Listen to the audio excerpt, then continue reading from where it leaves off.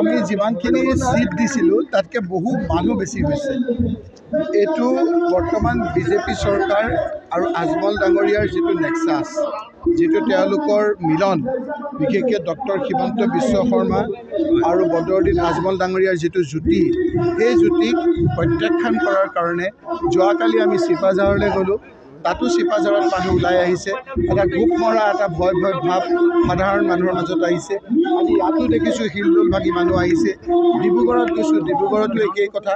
ইয়াৰ প্ৰধান কাৰণ হ'ল যে যিখিনি কথা বিজেপিয়ে কৈছিল সেই কথাখিনি তেওঁলোকে কাৰ্যত পৰিণত কৰিব নোৱাৰিলে।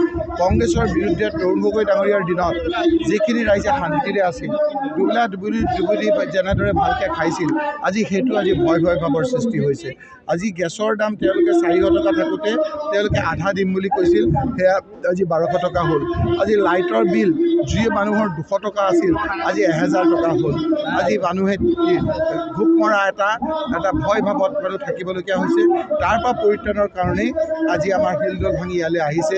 ৰাইজে বুজি পাইছে যে যদি বদৰুদ্দিন আজমল ডাঙৰীয়াক হৰুৱা নাযায়, তেতিয়াহ'লে বিজেপিক হৰুৱাব পৰা নাযাব। ডক্টৰ হিমন্ত বিশ্ব শৰ্মাৰ প্ৰতি যি অনাস্থা আহিছে, সেই অনাস্থাৰ কাৰণেই তেওঁৰ বন্ধু, ৰাজনৈতিক বন্ধু, এইটো মোৰ কথা নহয়, বধু বাই বুলি মুখ্যমন্ত্ৰী ডাঙৰীয়াই যি কথা কৈছে, ৰাজনৈতিক তেওঁৰ বন্ধু বধু ভাইক পৰাস্ত কৰাৰ কাৰণেই আজি শিলডোল ভাঙি আজি ইয়ালৈ আহিছে। তাৰ কাৰণে আজি আপোনালোকে দেখিছে ডেকা শক্তিয়ে আজি মটৰচাইকেল লৈ আহিছে, মহিলাসকল আহিছে, যুৱকসকল আহিছে। ৰাগী ঘোপ মৰা অন্ধকাৰৰ ভয় ভাৱৰ পৰা পৰিত্ৰাণ পাবৰ কাৰণেই আজি চৌদিশে অসমত কংগ্ৰেছৰ ফালে বতাহ বলিছে।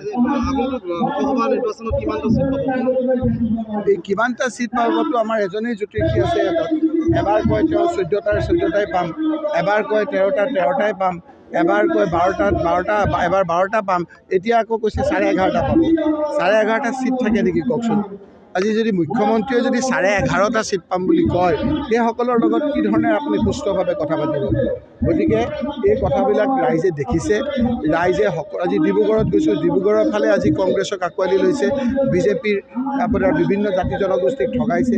আহোম সম্প্ৰদায়ৰ মানুহখিনিয়ে ভাবিছে ডিলিমিটেশ্যনৰ যোগেদি আমাক ঠগাইছে। আজি আপোনালোকে দেখিছে যে কোচ ৰাজবংশী লোকসকলে আজি লোৱাৰ আছামত তেওঁলোকে বিভিন্ন ধৰণেৰে অন্যায় হোৱা বুলি ভাবিছে। আজি মৰাণ মটক লোকসকলে তেওঁলোকক বিভিন্ন ধৰণেৰে ডিলিমিটেশ্যনক অন্যায় কৰা বুলি ভাবিছে। বিভিন্ন ধৰণেৰে আজি 6 জনগোষ্ঠীক প্ৰতাৰণা কৰিলে। আজি বৰাকভেলীত 15টা চিট বঙালী সম্প্ৰদায়ৰ ভাষিক সংখ্যালঘু লোকসকল আছিল, তাত আজি 2টা চিট কাটি দিলে। সকলো জাতি জনগোষ্ঠীৰ মানুহ আজি এটা অশান্তিত ভুগি আছে।